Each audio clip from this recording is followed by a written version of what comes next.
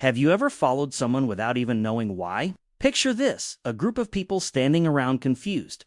No one knows which way to go. The line isn't moving. Nobody's in charge. There's that low tension in the air, that uncomfortable silence when everyone's waiting for something to happen. Then one person steps forward, straight posture, calm voice, steady eyes. They point a direction and say, "This way." And just like that, everyone follows. No questions asked. Here's what's wild about that moment. Nobody stopped to ask if that person actually knew the answer. Nobody checked their credentials. Nobody voted. The group just moved. That's not a coincidence. That's not politeness. That's your brain running an ancient program you didn't install and can't easily turn off. Your brain can trust someone before you even know if they're right. And once you understand why that happens, everything starts to look different. If that hit close to home, go ahead and hit the like button and drop a comment telling me about a time you followed someone just because of the way they carried themselves. I read every single one. And if you want to keep exploring what's really driving your decisions, subscribe. This is just getting started. Think about the last time you were in a room where nobody knew what to do. Maybe it was a meeting that lost its direction. Maybe it was a group of friends standing on a corner trying to figure out where to eat. Maybe it was something smaller, a moment where everything just stalled. That awkward pause where everyone looks around waiting for someone else to move first. You've been there. We all have. And then it happens. One person shifts their weight, lifts their head, and just takes over. They don't ask for permission. They don't wait to be chosen. They simply act like they already know, and something in the room changes instantly. The energy shifts. The uncertainty fades. People start moving in the direction that one person pointed, almost like they were just waiting for a signal. What's strange is that this doesn't just happen in big dramatic moments. It happens in the smallest, most ordinary situations you can imagine.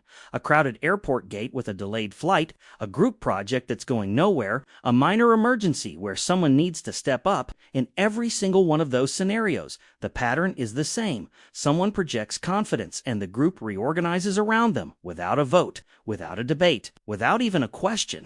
And here's what really gets under your skin when you think about it. Most of the time, you don't even realize you're doing it. You're not consciously deciding to follow that person. Your brain just responds. It reads something in their posture, their voice, the way they hold themselves, and it makes a decision on your behalf. The real question isn't whether this happens. It's why it happens so automatically, and what that says about the wiring inside all of us. So here's the question that should be sitting with you right now. When your brain decided to trust that confident person, did it actually check if they were competent? Did it run through their track record, verify their knowledge, assess their qualifications? The honest answer is no. And that's not a flaw you should feel embarrassed about. That's just how the human brain was built to operate. Here's what's really happening beneath the surface. Your brain is constantly scanning the environment for signals, not facts, not logic, but signals. And confidence is one of the loudest signals it knows how to read. When someone walks in with certainty radiating off of them, your brain doesn't pause to ask whether that certainty is earned. It simply registers the signal and responds. Confidence gets filed under the same mental category as competence, almost automatically, as if the two were the same thing. The technical term researchers use is the Dunning-Kruger effect in reverse, where the most visibly confident person in the room gets assumed to be the most capable, even without evidence. But you don't need academic language to feel this in real life. You've seen it. Someone speaks with zero hesitation, and suddenly the whole room treats their opinion like it carries more weight. Not because they proved anything, but because they seemed certain. That gap between appearance and reality is where things get interesting. Because if your brain is making trust decisions based on how someone presents themselves rather than what they actually know, then the whole idea of who we choose to follow, who we believe, who we hand our attention to, it all starts to look a little different. And the story goes much deeper than just how the brain works today. To really understand why your brain works this way, you have to go back, way back. Not to boardrooms or classrooms, but to open landscapes, harsh weather, and real danger around every corner. Picture a small group of early humans facing a sudden threat, a predator closing in, a storm rolling fast, food running out. In those moments, the group didn't have the luxury of holding a discussion. There was no time to weigh options, gather data, or take a vote. A decision had to happen, and it had to happen now. In that kind of environment, hesitation wasn't just uncomfortable, it was deadly. The groups that survived weren't necessarily the ones with the smartest individuals, they were the ones that could organize fast around a single direction. And the fastest way to do that was to follow whoever looked the most certain. Calm under pressure. Steady voice, decisive movement. Those weren't just personality traits, they were survival signals that the group's collective instinct had learned to trust instantly. Over thousands of generations, that wiring got baked into us. The brain learned to treat visible confidence as a reliable shortcut, a social signal that said, this person has been through this before. Follow them. It wasn't about logic. It was about speed. Because in a world where the wrong hesitation could mean the end, a confident leader, even an imperfect one, was better than no leader at all. Here's what makes this so fascinating. That ancient code is still running inside you right now. The threats look different. The environment has completely changed, but your nervous system didn't get the update. It's still scanning every room you walk into for the same signals it was scanning for thousands of years ago, and responding the same way it always did. So now you know why the brain does this, but let's get specific about how it actually happens in real time. Because the signals your body reads aren't random. They follow a very clear pattern, and once you see it, you'll start noticing it everywhere. It starts the moment someone enters a space. Before they say a single word, their body is already broadcasting a message, and your nervous system is already receiving it. Posture is the first thing that registers. Someone who stands tall, shoulders back, chest open, their body is physically taking up space in a way that signals control. Then comes the voice, not necessarily loud, but steady. No trailing off, no upward inflection that turns every sentence into a question. A grounded tone that lands with weight. Add to that the absence of nervous filler, no I think maybe, no constant self-correction, and the message becomes impossible to ignore. This person is not second-guessing themselves, and your brain reads that as a reason to trust them. Eye contact seals it. Not aggressive staring, but the kind of calm, direct gaze that says, I'm not afraid of this moment. Combined with slow, deliberate movements, no fidgeting, no rushing, the full picture comes together.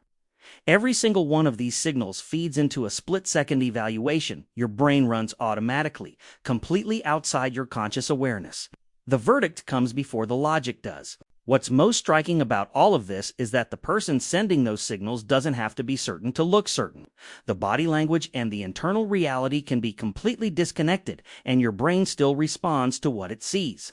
That's what makes this so powerful, and honestly, so unsettling, because it means the gap between how someone appears and who they actually are can be enormous, and we follow the appearance anyway. Here's where this gets uncomfortable. Everything we've talked about so far, the brain's shortcut, the body language signals, the ancient wiring that equates confidence with authority, none of it stays innocent once you realize that some people have figured it out. Not accidentally, deliberately.